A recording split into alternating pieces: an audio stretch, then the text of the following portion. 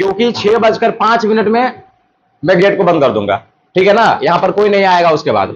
तो ये बात याद रख लेना है, ठीक है। देखो पिछले दिन अभी तक हम लोग क्लास 12 के बायोलॉजी में क्या क्या पढ़ चुके हैं, थोड़ा सा एक बार रिकेप कर लेते हैं, ठीक है, कि क्लास 12 के बायोलॉजी में हम लोग अभी तक क्या पढ़ चुके हैं। तो हमारा जो सबसे पहला यूनिट था, ठीक है, रिप्रोडक्शन था ना, हमारा सबसे जो पहला यूनिट था क्या नाम था उसका, रिप्रोडक्शन नाम था, ठीक है। तो जो रिप्रोडक्शन यूनिट था हम लोग उसको पढ़ चुके हैं, ठीक है। एक रिप्रोडक्शन यूनिट है और इस रिप्रोडक्शन यूनिट में 4 चैप्टर थे। कितने चैप्टर, 4। रिप्रोडक्शन यूनिट था सबसे पहला यूनिट और इसमें कितने, 4 चैप्टर्स, ठीक है। हम लोग इसको पूरा खत्म कर चुके हैं।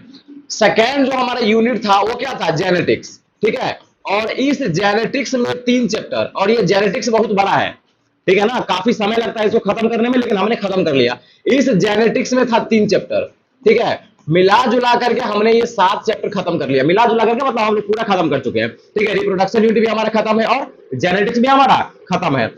अब जो हम लोग स्टार्ट करेंगे अगला यूनिट, उसका नाम है बायोटेक्नोलॉजी। क्या नाम है, बायोटेक्नोलॉजी, ठीक है। ये बात याद रखना है, बायोटेक्नोलॉजी। अगर हम बायोटेक्नोलॉजी का बात करें तो इसमें भी 2 चैप्टर है। कितना चैप्टर है, 2 चैप्टर। और कमाल की बात यह है कि ये जो बायोटेक्नोलॉजी है ना, इससे काफी अधिक नंबर का क्वेश्चन पूछा जाता है।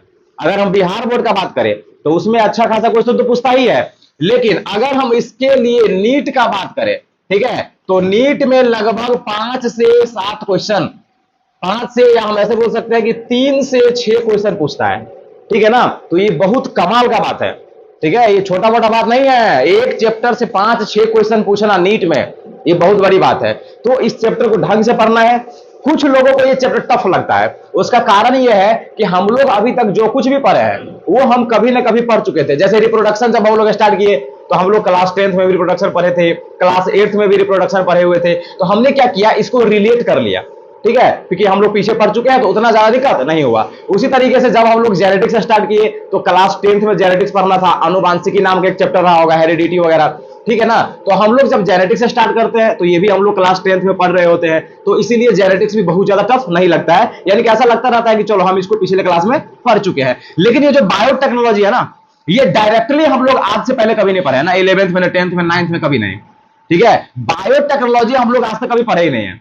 तो क्लास 12th में बायोटेक्नोलॉजी पहली बार देखा जाता है, ठीक है। तो इसीलिए कुछ बच्चों को पल्ले नहीं पड़ता है बायोटेक्नोलॉजी, इसमें हो क्या रहा है, क्या है, नहीं है। लेकिन जब धीरे धीरे धीरे धीरे हम लोग चैप्टर को खत्म करते करते करते बायोटेक्नोलॉजी ढंग से समझ में आने लगता है। तो कुछ लोगों को टफ लगता है, लेकिन ये टफ है नहीं, ठीक है। तो बायोटेक्नोलॉजी में 2 चैप्टर से अच्छा खासा क्वेश्चन पूछा जाता है, बिहार बोर्ड में भी या किसी भी बोर्ड में, और नीट एग्जाम में भी अच्छा खासा क्वेश्चन पूछा जाता है। अब ये जो 2 चैप्टर है ना, ठीक है, ये जो 2 चैप्टर है बायोटेक्नोलॉजी में, उसमें जो सबसे पहला चैप्टर है उसका नाम है प्रिंसिपल एंड प्रोसेस, ठीक है। यानी कि हम लोग क्या पढ़ने वाले हैं, हम लोग ये पढ़ेंगे कि बायोटेक्नोलॉजी क्या है, ठीक है, बायोटेक्नोलॉजी क्या है और ये किस प्रिंसिपल पर काम करता है और इसका प्रोसेस क्या है, ठीक है। सबसे पहला चैप्टर में हम लोग यही पढ़ेंगे, बायोटेक्नोलॉजी क्या है, ये किस सिद्धांत पर काम करता है, यानी किस प्रिंसिपल पे काम करता है, और ये कैसे कैसे होगा। अगर मान लो कि हमें बायोटेक्नोलॉजी में कुछ भी करना है तो कैसे कैसे होगा, उसका प्रोसेस क्या है, हम लोग ये पढ़ने वाले हैं, ठीक है ना। सेकेंड जो चैप्टर है वो है एप्लीकेशन,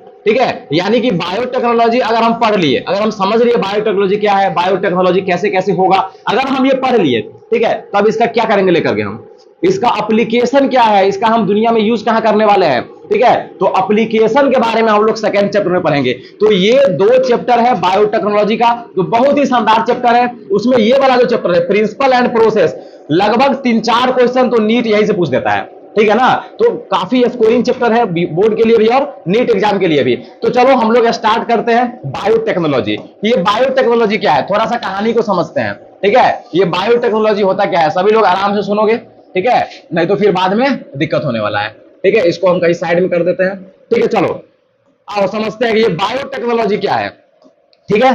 देखो सुनो इधर, पुराने जमाने का थोड़ा सा हम बात करते हैं, ठीक है।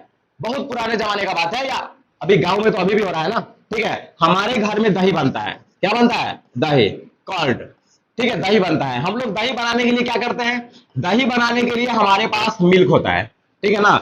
मिल्क में हम लोग क्या करते हैं, जो पहले से बना हुआ दही है, ऑलरेडी दही है, हम लोग उसको थोड़ा सा डाल देते हैं, ठीक है। और थोड़ा देर के बाद, लगभग 1 रात के बाद, ये जो पूरा का पूरा मिल्क है वो दही में कन्वर्ट हो जाता है, ठीक है। पूरा का पूरा मिल्क इसमें कन्वर्ट हो जाएगा, कर्ड में। जब हम लोग छोटे थे, ठीक है ना, तो हम लोगों को बताया गया है, हम लोग पढ़े हुए हैं कि ये जो दही है ना, इसमें पाया जाता है एक बैक्टीरिया।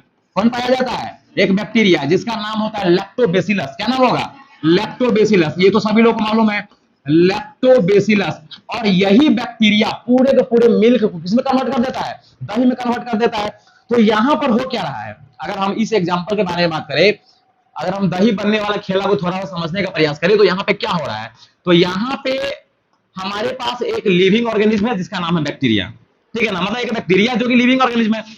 तो हम लोग लिविंग ऑर्गेनिज्म का इस्तेमाल करके अपने लिए कुछ फायदे का चीज बना रहे हैं, यही हो रहा है ना, ठीक है, मतलब एक लिविंग ऑर्गेनिज्म है, ठीक है, उसका यूज करके हम लोग अपने फायदे का चीज बना रहे हैं। दिस इज कॉल्ड बायोटेक्नोलॉजी, ठीक है, इसको हम लोग बायोटेक्नोलॉजी बोलते हैं। यानी कि दूध से दही बनना भी एक तरीके का बायोटेक्नोलॉजी है, लेकिन ये बहुत छोटे लेवल का हो गया, ठीक है ना। बायोटेक्नोलॉजी का इस्तेमाल हम लोग दही बनाने में नहीं करते हैं, ये एग्जाम्पल है, अलग मैटर है, ठीक है। हम लोग समझ सकते हैं कि चलो दूध से दही जो बनता है, तो उसमें हम लोग एक लिविंग थिंग्स का इस्तेमाल करके, एक लिविंग ऑर्गेनिज्म का इस्तेमाल करके अपने फायदे का चीज बना रहे हैं, तो इसको हम लोग बायोटेक्नोलॉजी बोलेंगे। लेकिन बायोटेक्नोलॉजी इतना ही तक सीमित नहीं है, ठीक है। आज की दुनिया में हम लोग बायोटेक्नोलॉजी को बहुत आगे लेकर के चले गए, ठीक है। जैसे सभी लोगों को मालूम होगा, एक और एग्जांपल हम लेने का प्रयास कर रहे हैं, ठीक है। सभी लोगों को मालूम होगा हमारे बॉडी में एक हार्मोन बनता है, ठीक है ना, हमारे पास एक अंग है जिसका नाम है पेनक्रियस। क्या नाम है? पेनक्रियस, ठीक है। ये एक हार्मोन बनाता है और इस हार्मोन का नाम होता है इंसुलिन। क्या नाम होगा? इंसुलिन, याद रखना है, ठीक है। और सब लोग को मालूम भी होगा, क्लास 11 तो हम लोग पढ़ चुके हैं, 10th में भी पढ़ चुके हैं। पेनक्रियाज, हिंदी में इसको बोलते हैं अग्नाशय। यह एक हार्मोन बनाता है, इसका क्या नाम है? इंसुलिन। और ये जो इंसुलिन है ना, अगर इसकी कमी हो जाए हमारे बॉडी में, ठीक है, यानी कि अगर इंसुलिन की डेफिशिएंसी हो जाए तो हमारे बॉडी में एक बीमारी होता है, क्या नाम है उसका? डायबिटीज, ठीक है, ये सभी लोगों को मालूम है, डायबिटीज। तो इंसुलिन हार्मोन के कारण डायबिटीज होता है।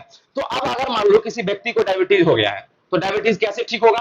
तो डायबिटीज को ठीक करने का सिंपल सा उपाय है कि अगर उसके बॉडी में पेनक्रियाज इंसुलिन नहीं बना रहा है, तो तुम उसको बाहर से इंसुलिन दो, यही काम होगा ना, ठीक है। बाहर से हम लोग क्या करेंगे? इंसुलिन उसको देंगे। तो भाई बाहर से इंसुलिन आएगा कहां से? ठीक है, तो हम लोग क्या करते हैं, इंसुलिन को बनाते हैं बायोटेक्नोलॉजी का इस्तेमाल करके। और उसमें हम लोग क्या करेंगे, तो हम लोग क्या करेंगे, एक बैक्टीरिया लेंगे, ठीक है। हमारे पास एक बैक्टीरिया होगा, जैसे मान लो कि एक बैक्टीरिया है, ठीक है, हमारे पास क्या है? एक बैक्टीरिया है। और मान लो कि कोई भी एक दूसरा जीव है, जैसे मान लो कि ये कोई ऑर्गेनिज्म है, ये कोई जीव है, ठीक है, और इसके पास इतना बड़ा एक जीन है, मान लो ये जीन है, और ये जो जीन है ना, ये इंसुलिन बनाने के लिए काफी है, ठीक है। मतलब इस जीन का क्या काम है? इंसुलिन बनाना। समझो, प्रत्येक जीन का अपना अपना काम होता है ना, ठीक है। तो मान लो कि ये जो जीन है, ये क्या कर रहा है? इंसुलिन बनाने में माहिर है। तो और ये बैक्टीरिया है, तो हम लोग क्या करेंगे पता है? हम लोग क्या करेंगे, ये जो हमारा, ठीक है, ये जो हमारा जीन है, वो यहां से उठा करके हम लोग इस बैक्टीरिया के डीएनए में जोड़ देंगे, ठीक है। तो ये वाला अब यहां पर आ जाएगा, ये वाला जीन यहां पर आ जाएगा। अब ये जो जीन है, ये क्या करेगा? इस बैक्टीरिया में बहुत सारा इंसुलिन बनाएगा, ठीक है। और इस इंसुलिन का तब हम लोग इस्तेमाल करेंगे डायबिटीज को ठीक करने के लिए। तो यहां पर क्या हुआ, यहां पर हमने क्या किया, यहां पर एक ऑर्गेनिज्म था, एक लिविंग थिंग्स था, ठीक है, उसमें से हम जीन को निकाले, ठीक है। उसके बाद एक बैक्टीरिया का इस्तेमाल करके हमने अपने फायदे का चीज बना लिया, ठीक है। इसको बोलते हैं बायोटेक्नोलॉजी। क्या बोलेंगे इसको? बायोटेक्नोलॉजी। तो बायोटेक्नोलॉजी का बड़ा सिंपल सा मतलब है, हमारे पास एक कोई लिविंग थिंग्स होगा, एक लिविंग ऑर्गेनिज्म होगा, हम लोग उसकी मदद से अपने कोई फायदे का चीज बना लेंगे, ठीक है। इसको हम लोग बोलेंगे बायोटेक्नोलॉजी। क्या बोलेंगे इसको? बायोटेक्नोलॉजी। बहुत काम का चीज है बायोटेक्नोलॉजी, ठीक है। जैसे अभी हम अगर मॉडर्न जमाना का बात करें, तो सभी लोग रिप्रोडक्शन चैप्टर में पढ़ चुके हो, ठीक है, कि एक टेक्नोलॉजी होता है जिसका नाम होता है आईवीएफ। क्या नाम होता है? आईवीएफ, इन विट्रो फर्टिलाइजेशन, ठीक है। और इस आईवीएफ के कारण जो बेबी बनता है उसको क्या बोलते हैं, या जो प्रोसेस है उसको टेस्ट ट्यूब बेबी। कौन सा बेबी? टेस्ट ट्यूब बेबी, ठीक है। तो ये जो टेक्नोलॉजी है, आईवीएफ वगैरह सब, ये सारा का सारा बायोटेक्नोलॉजी है, ठीक है। क्योंकि बायोटेक्नोलॉजी में हम लोग पूरा जीन को चेंज कर सकते हैं, पूरे जीन के साथ खिलवाड़ कर सकते हैं, ठीक है ना। जिसको चाहे बदल सकते हैं, जो चाहे ऐड कर सकते हैं, ठीक है। अगर मान लो कि कोई जीन है, ठीक है, एक जीन है, मान लो कि कोई भी, मान लो कि एक बच्चा होने वाला है और हम चाहते हैं कि वो जो बच्चा होगा उसका हेयर कलर ब्लैक होना चाहिए, मान लो, तो हम लोग क्या करेंगे, बाहर से एक जीन लाएंगे, जो जीन ब्लैक कलर का हेयर देगा, उस जीन को क्या करेंगे, उस बच्चे के जीन में हम जोड़ेंगे, ठीक है। और तब जो बच्चा पैदा होगा उसका बाल कैसा होगा? ब्लैक होगा, ठीक है ना।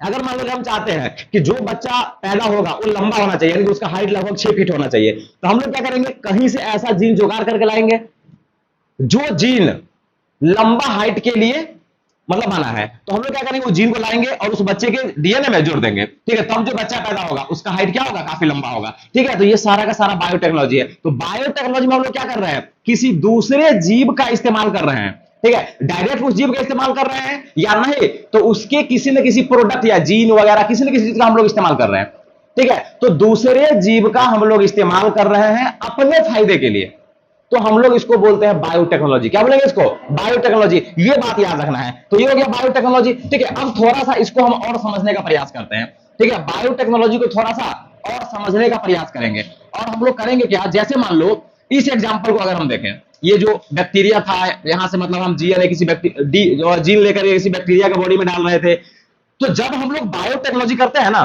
तो बायोटेक्नोलॉजी में फिजिक्स, केमिस्ट्री, बायोलॉजी सब काम आता है, ठीक है। फिजिक्स, केमिस्ट्री, बायोलॉजी सब कुछ काम आता है, सब कुछ, ठीक है। तो हम लोग बायोटेक्नोलॉजी को इस तरीके से बोल देते हैं, ठीक है। देखो जैसे मान लो कि ये जीन है, जीन को यहां से हम कैसे निकालें, मतलब यहां पर हम जीन में बदलाव करेंगे, केमिस्ट्री एक तरीके से हो जाएगा, ठीक है। उसके बाद जीन को कैसे निकालेंगे, ट्रांसफर करेंगे, वहां पर फिजिक्स वगैरह का इस्तेमाल आ जाएगा, ठीक है। मतलब biotechnology physics, chemistry, biology, math सबका वहां पर काम आता है। जैसे मान लो कि हम कोई जीन लेंगे तो उसका पूरा जो डाटा होगा हम लोग उसको स्टोर करके रखेंगे पूरा, तो ये मैथमेटिक्स में आ जाएगा, ठीक है। मतलब जब भी बायोटेक्नोलॉजी का कहानी हो रहा है तो वहां पर फिजिक्स, केमिस्ट्री, बायोलॉजी सब कुछ काम आ रहा है। अब ये जो फिजिक्स, केमिस्ट्री, बायोलॉजी है, इसको हम लोग बोलते हैं नेचुरल साइंस। कौन सा science, physics, chemistry, biology, math, ये सब क्या है, ये सब नेचुरल साइंस है, ठीक है। तो हम लोग ऐसा बोल सकते हैं कि बायोटेक्नोलॉजी में क्या है, बायोटेक्नोलॉजी में नेचुरल साइंस और किसी न किसी सजीव ऑर्गेनिज्म का, किसी न किसी लिविंग ऑर्गेनिज्म का इंटीग्रेशन है, ठीक है। यानी कि नेचुरल साइंस,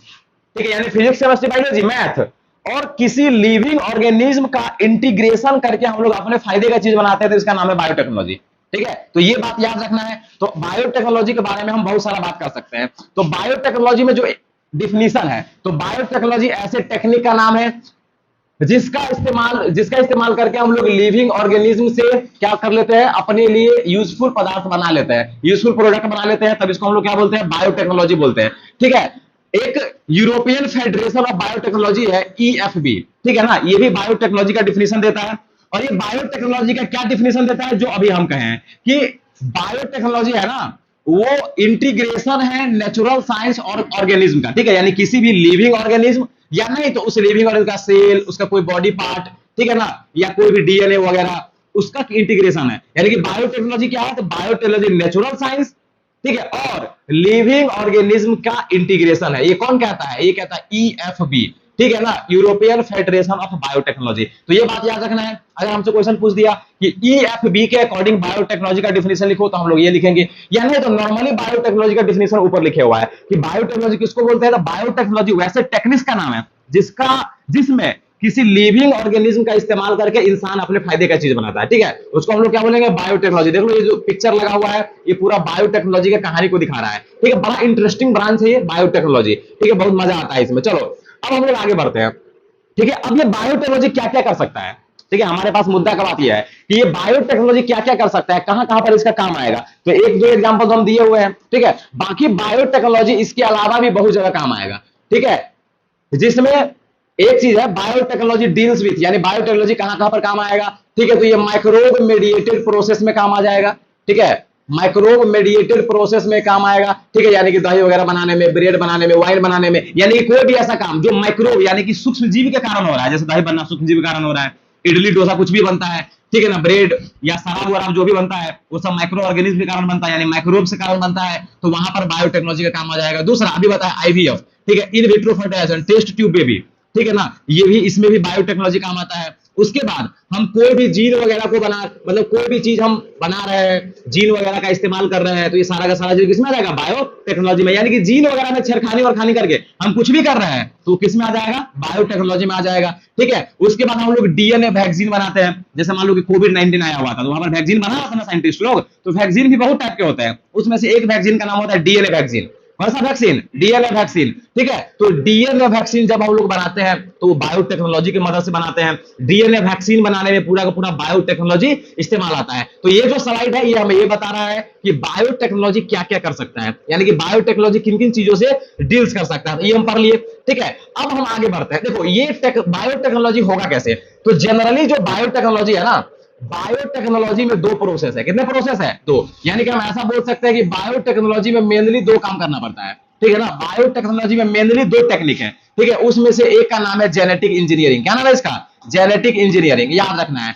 एक का क्या नाम है? जेनेटिक इंजीनियरिंग नाम है, ठीक है, जेनेटिक इंजीनियरिंग। और जो सेकेंड नंबर है, सेकेंड नंबर का नाम है बायो प्रोसेस इंजीनियरिंग, ठीक है, बायो प्रोसेस इंजीनियरिंग, याद रखना है। तो दो टेक्निक हो गए। अगर हम बायोटेक्नोलॉजी का बात करें तो कितने टेक्निक? दो टेक्निक इसमें इन्वॉल्व है। उसमें से एक का नाम है जेनेटिक इंजीनियरिंग और दूसरा क्या नाम है? बायो प्रोसेस इंजीनियरिंग, ठीक है। थोड़ा सा कहानी समझो, ये क्या है, ये दोनों में कुछ अंतर है, ठीक है। जैसे मान लो कि हमें खाना बनाना है। क्या बनाना है? खाना बनाना है, ठीक है। खाना हमारा प्रोडक्ट है। मान लो सब्जी बनाना है हमको एकदम ढंग का, ठीक है, खाना है। तो हम लोग क्या करेंगे? सबसे पहले रेसिपी तैयार करेंगे, यही होता है ना, ठीक है। जैसे मान लो कि भिंडी का सब्जी बनाना है, जैसे मान लो चलो हमको परवल का सब्जी बनाना है, ठीक है। तो लोग क्या करता है, जो सबसे पहले हमारे पास परवल है, ठीक है ना, हमारे पास क्या है? जो परवल है उसके साथ कुछ खेला किया जाता है, समझ गया ना। हमारे पास जो परवल होता है उसके साथ क्या किया जाता है? कुछ जैसे उसको काटना है, उसमें प्याज वगैरह को बनाकर उसको भरना है, ठीक है। तो ये परवल में हम लोग क्या कर रहे हैं? सबसे पहले कुछ छेड़खानी कर रहे हैं, ठीक है ना। उसके बाद जब ये सारा चीज हो जाएगा तब हम लोग क्या करेंगे? इसको बर्तन वगैरह में डाल करके या जो भी कढ़ाई वढ़ाई है उसमें डाल करके इसको पकाएंगे। क्या करेंगे? पकाएंगे। और तब जाकर के हमारा सब्जी पूरा फाइनल बनने वाला है, ठीक है। तो ये इस तरीके से काम करता है। यानी कि हमारा जो सब्जी बना कैसे बना? तो सबसे पहले एक ऐसा बर्तन होगा जिसमें हम लोग सब्जी को एकदम तैयार कर लेंगे। लेकिन वो तैयार करने से पहले जिस चीज का हम सब्जी बना रहा है उसको रेसिपी तैयार करना पड़ेगा ना, ठीक है। तो देखो दो स्टेप है, एक रेसिपी तैयार कर रहा है, दूसरा जब रेसिपी तैयार हो गया तो उस रेसिपी को अब हम बना रहे हैं, ठीक है ना, कुक कर रहे हैं, इस तरीके से बोल दो। तो दो स्टेप है। उसी तरीके से जब हम लोग बायोटेक्नोलॉजी करते हैं ना तो वहां पर दो स्टेप है, ठीक है। जैसे मैंने तुम लोग को अभी बताया हुआ था, ठीक है, कि ये मान लो कि एक बैक्टीरिया है और यहाँ पर एक जीन था, इस जीन को हम इसमें ले आएंगे, समझ गया ना। तो सबसे पहले क्या होगा कि हम जीन में कुछ छेड़खानी करेंगे, ठीक है ना। मान लो कि अगर ये जीन हमको यहां पे लाना है, ठीक है, तो हम क्या करेंगे? सबसे पहले जीन में कुछ ना कुछ चेंजेस करेंगे। जीन में क्या करेंगे? कुछ ना कुछ चेंज करेंगे। और ये जीन में जब हम लोग चेंज करते हैं ना तो उसका नाम है जेनेटिक इंजीनियरिंग। कौन सा इंजीनियरिंग? Genetic engineering. ये बात याद रखना है। तो जेनेटिक इंजीनियरिंग उस टेक्निक का नाम है जिसमें हम लोग डीएनए को केमिकली अल्टर करते हैं, ठीक है ना। ये बात याद रखना है। यानी कि हमारे पास एक डीएनए होगा, उसमें कुछ हम बदलाव कर देंगे। जैसे ये पिक्चर को देखो, देखो ये डीएनए है, ठीक है। अब ये डीएनए में क्या कर रहा है? कुछ चीज को यहां से तोड़ दिया और बाहर से कोई नया चीज जोड़ रहा है, ठीक है ना। तो यहां पर जेनेटिक इंजीनियरिंग हो रहा है, ठीक है। तो जेनेटिक इंजीनियरिंग का बहुत सिंपल सा मतलब है कि हमारे पास जो डीएनए है या जीन है उसके केमिकली मतलब उसके केमिकल बनावट में उसके उसको केमिकली हम लोग अल्टर करते हैं, इसका नाम है जेनेटिक इंजीनियरिंग। अब देखो सुनो, जैसे मान लो कि हम लोग ये रेसिपी तैयार कर रहे थे तो एक तरीके से वो तुम्हारा क्या हो गया? केमिकल जेनेटिक इंजीनियरिंग, ठीक है। अब मान लो कि जब हम लोग रेसिपी तैयार कर लिए तो अब उसको पूरा बनाना है। यानी कि जैसे मान लो कि हमने डीएनए में चेंज कर दिया, अब उस डीएनए को क्या कर देना है? उसके बॉडी में डाल देना है, बैक्टीरिया के बॉडी में, ठीक है। मतलब एक जीन हम बाहर से लाए, बैक्टीरिया के बॉडी में डाल दिए, ठीक है। तो जब बैक्टीरिया के बॉडी में डाल दोगे तो उस बैक्टीरिया का भरपूर मात्रा में ध्यान रखना है, ठीक है। यानी कि उसको इस तरीके से रखना है, इस तरीके से उसका देखभाल करना है ताकि वो ज्यादा से ज्यादा इंसुलिन बना पाए, क्योंकि उसमें हम लोग डीएनए इंसुलिन बनाने के लिए डाले थे ना, ठीक है। तो अब उस बैक्टीरिया को रख रखाव बढ़िया से करना है ताकि वो दोबारा इंसुलिन बना सके, ठीक है। तब इसका नाम है बायो प्रोसेस इंजीनियरिंग। क्या नाम हो जाएगा इसका? Bio process engineering. तो बायो प्रोसेस इंजीनियरिंग क्या हो गया? Maintenance of sterile ambience chemical engineering process. यानी कि केमिकल जो जेनेटिक प्रोसेस हुआ है, ठीक है ना, यानी कि यहां पर हमने जो जेनेटिक इंजीनियरिंग किया हुआ है उसके फलस्वरूप जो कुछ भी बना है, ठीक है, उसका मेंटेनेंस करना बायो प्रोसेस इंजीनियरिंग कहलाता है। तो बड़ा सिंपल सा फंडा हो गया, ठीक है। जीन वगैरह में छेड़छाड़ करना जेनेटिक इंजीनियरिंग। छेड़छाड़ कर लिए तो अब उसको थोड़ा ढंग से रखना है ताकि हम जो बनाना चाह रहे हैं वो बने, तो उसको ढंग से रखना क्या कहलाता है? बायो प्रोसेस इंजीनियरिंग कहलाता है, ठीक है। तो ये जो पिक्चर है ये बता रहा है कि देखो भाई हम जीन में अल्टर कर रहे हैं, डीएनए को छेड़खानी कर रहे हैं, यानी कि जेनेटिक इंजीनियरिंग है। अब देखो ये जो पिक्चर दिख रहा है इसमें क्या लगा हुआ है? बड़ा बड़ा मशीन वशीन सब लगा हुआ है जिसमें हम लोग क्या करते हैं कि यहाँ पर जो छेड़खानी किए हुए हैं इसमें डाल करके इसको ढंग से देखभाल करते हैं ताकि यहाँ पर जो कुछ भी हम बनाना चाह रहे हैं वो अच्छे से बने, ठीक है। तो ये बात याद रखना है। तो दो टेक्निक है बायोटेक्नोलॉजी में, जितना भी खेला होगा मात्र दो स्टेप में होगा। यानी कि बायोटेक्नोलॉजी में कुछ भी करना है तो मात्र हमको दो चीज चाहिए, एक चाहिए जेनेटिक इंजीनियरिंग और दूसरा क्या चाहिए? Bio process engineering. Genetic engineering और बायो प्रोसेस इंजीनियरिंग ये दो स्टेप है, ठीक है। अब थोड़ा सा हम जेनेटिक इंजीनियरिंग के बारे में आगे बढ़ेंगे, ठीक है। अब देखो सुनो, अगर मान लो कि हमें करना है पूरा का पूरा बायोटेक्नोलॉजी, ठीक है, ये ऐसा बोल दो कि जेनेटिक इंजीनियरिंग है तो अब कितना आसान, मतलब बहुत ही आसान तरीका से हम बोल दिए कि जीन को लाएंगे और डाल देंगे। उतना आसान थोड़ी है जीन को लाना और सीधा डाल देना, ठीक है, उतना आसान नहीं है। ठीक है, तो कितने स्टेप में होगा, यानी कि इसका क्या स्टेप है, कैसे कैसे हम लोग बायोटेक्नोलॉजी करेंगे, या कैसे कैसे हम लोग जेनेटिक इंजीनियरिंग में पार्टिसिपेट, मतलब उसको आगे बढ़ाएंगे, कैसे कैसे करना है, सबसे पहले क्या करना है, उसके बाद क्या करना है, उसके बाद क्या करना है। तो जैसे मान लो तुम लोग हम बोले कि भाई हमें इंसुलिन बनाना है, तो तुम एक ऐसा जीन खोजो जो इंसुलिन बनाने का लायक है, तो उस जीन को हम बैक्टीरिया में डाल देंगे। तो सबसे पहले उस जीन को खोजना है, ठीक है, कि हमें जो काम करना है वो काम जो जीन कर सकता है उस जीन को खोजो। ठीक है, तो वो जीन खोजना ही बहुत मुश्किल काम है, ठीक है ना। यानी कि अगर हम बायोटेक्नोलॉजी करना चाह रहे हैं तो सबसे पहले क्या करना है, एक डिजायर, डिजायर मतलब जिसकी हमें आवश्यकता है, जो हमारे काम का है, उस जीन को खोजना पड़ेगा सबसे पहले। ठीक है, तो जो सबसे पहला स्टेप है, ठीक है, उसमें क्या करेंगे, identification of DNA with desirable gene, यानी कि ऐसा डीएनए को सबसे पहले खोजो, ठीक है, जिसमें वह जीन है जो जीन हमारे काम का है। ठीक है, तो सबसे पहला स्टेप ये हो गया। तो दूसरा बात क्या है कि अगर हमें वो जीन मिल गया तो अब तुम क्या करो, उसको किसी दूसरे के बॉडी में डालो, होस्ट में डालो।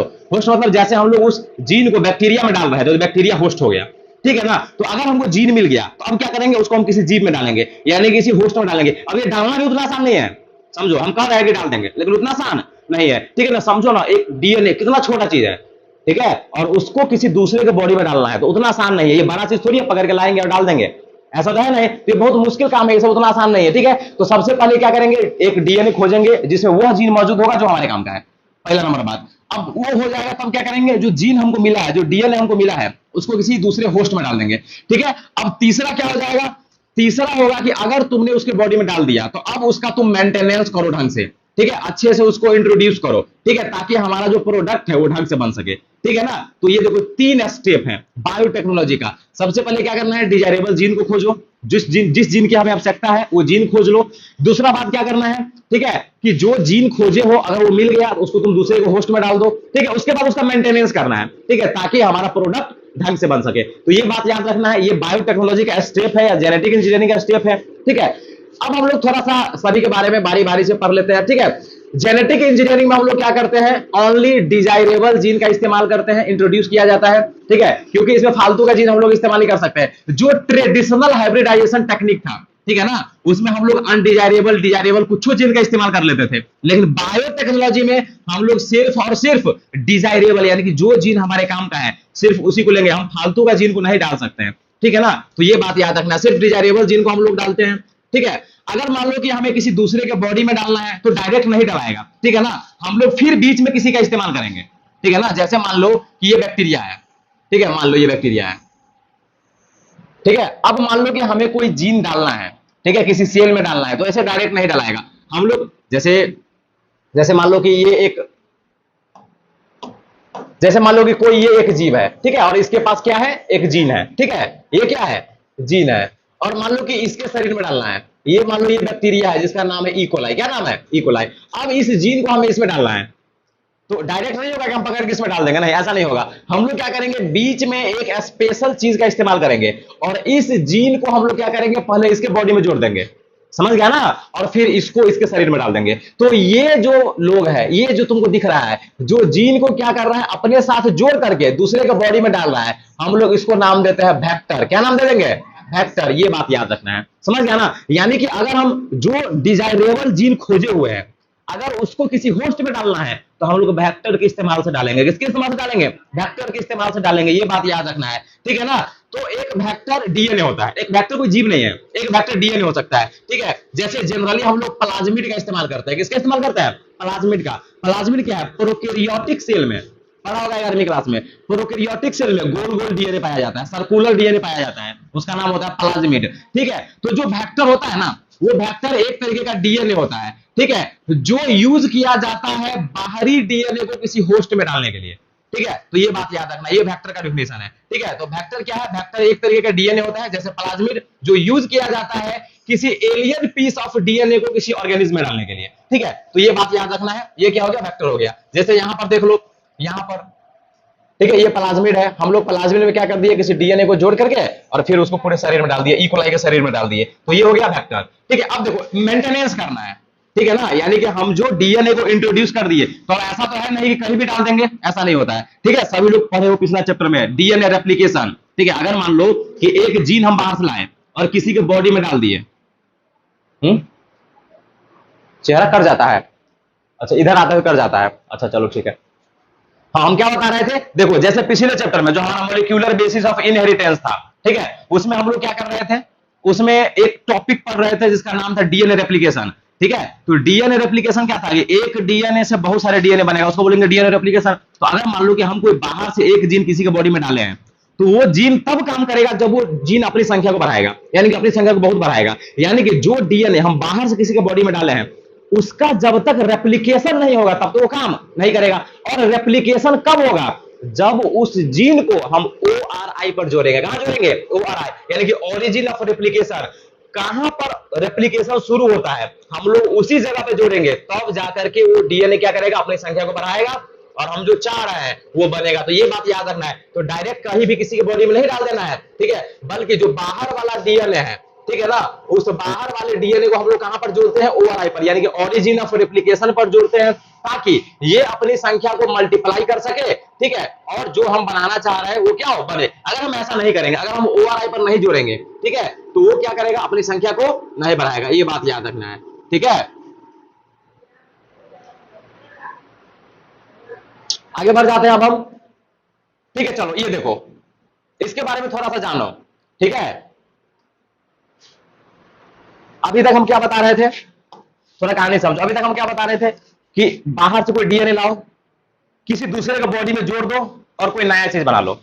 समझ आना, ये काम कर रहे हैं ना, बाहर से डीएनए ला रहे हैं, किसी दूसरे के शरीर में डाल रहे हैं और हम कुछ नया चीज बना रहे हैं, ठीक है। ये जो टेक्नोलॉजी है ना कि बाहर से लाओ, जोड़ दो, नया चीज बना लो, इस टेक्नोलॉजी का नाम है रिकम्बिनेंट डीएनए टेक्नोलॉजी। क्या नाम है, रिकम्बिनेंट डीएनए टेक्नोलॉजी, ठीक है। तो the process of joining and inserting a foreign piece of DNA into a host organism, ठीक है, यानी कि कोई बाहर से डीएनए लाओ और किसी होस्ट के डीएनए में जोड़ दो और कुछ नया चीज बना लो। तो ये जो टेक्नोलॉजी है ना, जोड़ने उड़ने वाला, उस टेक्नोलॉजी का नाम है रिकम्बिनेंट डीएनए टेक्नोलॉजी, ठीक है ना। ये बात याद रखना है, रिकम्बिनेंट डीएनए टेक्नोलॉजी। तो ये डिफिनीशन है रिकम्बिनेंट डीएनए टेक्नोलॉजी का।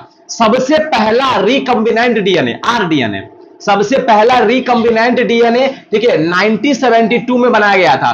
दो साइंटिस्ट था, स्टैनले कोहेन और बोयर, ठीक है। ये दो साइंटिस्ट है जिन्होंने सबसे पहला रिकम्बिनेंट डीएनए बनाया था 1972 में। ये बात याद रखना है, ठीक है। इन्होंने क्या किया था, मतलब एक बैक्टीरिया था, समझ गया ना, उस बैक्टीरिया में एक ऐसा जीन था, ठीक है, जिसके पास पेनिसिलिन बनाने की क्षमता थी, ठीक है, यानी कि एंटीबायोटिक बनाने का क्षमता था, ठीक है, जिसके कारण जब हम लोग उसको मेडिसिन वगैरह देते थे बैक्टीरिया को, तो मरता ही नहीं था, ठीक है। मान लो कि कोई बैक्टीरिया है और उसको हम एंटीबायोटिक दे रहे हैं, ठीक है, तो उस बैक्टीरिया को मरना चाहिए ना, ठीक है, लेकिन वो बैक्टीरिया मर ही नहीं रहा था।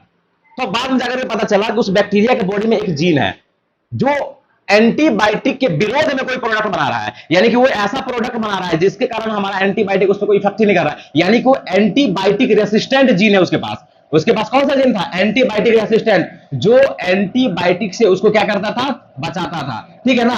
और उसको उन्होंने क्या कर दिया, ई कोलाई में ट्रांसफर कर दिया, ठीक है, जिसके कारण ई कोलाई में वो मतलब अपना संख्या बढ़ाया और तब जाकर के आगे का जो प्रोडक्ट बनाना था वो प्रोडक्ट बना। तो सबसे पहले ये काम किया गया था। तो सबसे पहला रिकम्बिनेंट डीएनए 1972 में, ठीक है, उसमें क्या किया गया, बैक्टीरिया था जिसके पास एंटीबायोटिक रेसिस्टेंट जीन था, ठीक है ना, तो उसको वेक्टर में जोड़ करके उसको ई कोलाई की बॉडी में डाला गया था। तो ये बात याद रखना है, ठीक है ना। देखो यही वो दो लोग हैं, स्टैनले कोहेन और हर्बर्ट बोयर, ठीक है। ये जिस बैक्टीरिया के बॉडी में वो जीन था, कौन सा जीन, एंटीबायोटिक रेसिस्टेंस, देखो वो बैक्टीरिया यही है, पिक्चर देखो, ठीक है, इसका नाम है सैल्मोनेला टाइफ्यूरियम, ठीक है, इस बैक्टीरिया का नाम है, ठीक है। तो ये बात याद रखना है। तो ये बायोटेक्नोलॉजी हम लोग आज स्टार्ट कर दिए हैं, ठीक है ना, बायोटेक्नोलॉजी हम लोग स्टार्ट कर दिए हैं, ठीक है। अगर हम होमवर्क का बात कर ले तो देख ले